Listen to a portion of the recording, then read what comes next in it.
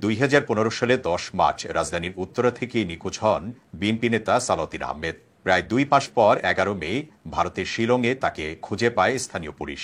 বৈধ কাগজপত্র ছাড়া প্রবেশের অভিযোগে তার বিরুদ্ধে ফরেনার্স অ্যাক্টে মামলা করে মেঘালয় পুলিশ। 2018 সালে নিম্ন আদালত সালাউদ্দিনকে খালাস দিলেও ভারতের সরকার আপিল করে, ফলে তাকে সেখানেই থাকতে হয়। গত 5 আগস্ট ফ্যাসিস্ট আওয়ামী লীগ সরকারের পতনের পর 11 আগস্ট 9 বছর ভারতে অবস্থানের পর দেশে ফিরেন বিএনপি নেতা সালাউদ্দিন আহমেদ।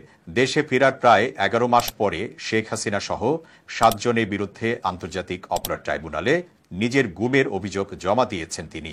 3রা জুন ট্রাইব্যুনালের চিফ প্রসিকিউটর কার্যালয়ে গিয়ে এ অভিযোগ জমা দেন তিনি। পরে সাংবাদিকদের বলেন, গুম খুনের বিষয়ে আন্তর্জাতিক অপরাধ ট্রাইব্যুনালে মামলা দায়ের করা হবে। তবে এখনও এ ব্যাপারে দৃশ্যমান কার্যক্রম দেখা না যাওয়ায় ক্ষোভ প্রকাশ করেন বিএনপির এই নেতা। বিচারের দাবিতে তিনি বলেন, সাবেক প্রধানমন্ত্রী শেখ হাসিনা সহ গুম খুনে জড়িত সবার বিচার নিশ্চিত করতে হবে।